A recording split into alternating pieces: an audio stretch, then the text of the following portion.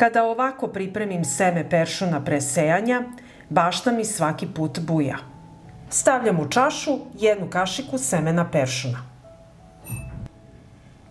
U čašu sipam mlaku vodu. Ostavit ću seme da odstoji 24 časa. Ovaj postupak omekšava spoljašnju opnu semena i ubrzava klijanje. Nakon 24 časa stajanja procedit ću seme peršuna.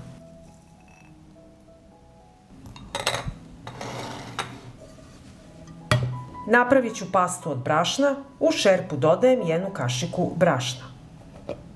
Dodajem 200 ml vode. Stavljam na šporet, kuvam na nižoj temperaturi dok ne dobijem pastu sličnu retkom pudingu.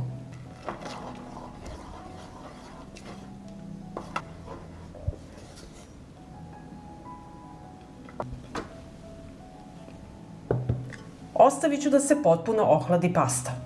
Dok se pasta hladi, pripremit ću najbolje prirodno đubrivo od koprive za rast peršuna. U šerpu sipam 1 supenu kašiku sušene koprive. Treba mi 1 litar proključale vode. Prelivam koprivu sa proključanom vodom i ostavit ću da odstoji 20 minuta poklopljeno. U ohlađenu pastu od brašna dodajem seme peršuna.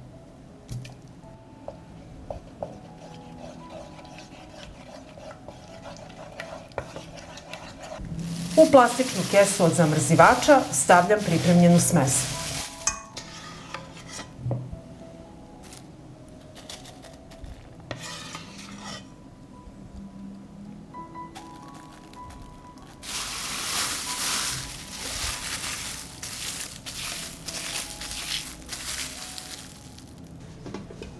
Čaj od koprive se ohladio i procedit ću ga.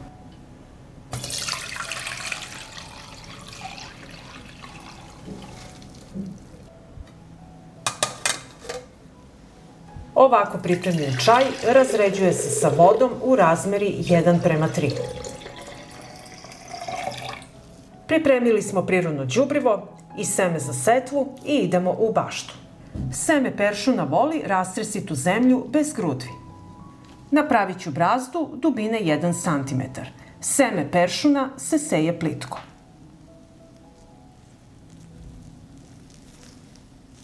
Razmak između redova je 20 do 30 cm. Na kesi sa semenom otvorite malu rupu. Polako istiskujte smesu u brazdu. Peršun često nikne pregust jer je seme sitno. Kad je raspored kontrolisan, nema proređivanja. Kada sve pripremim kod kuće, nema savijanja u bašti i bola u leđima.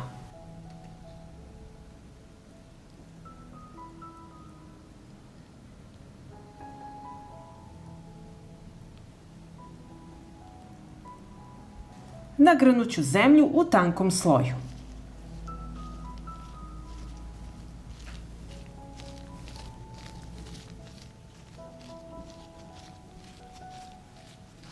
Seme peršuna zalivam sa pripremljenim prirodnim đubrivom od koprive. Zalivam zemlju da bude samo vlažna. Seme peršuna ne voli blato.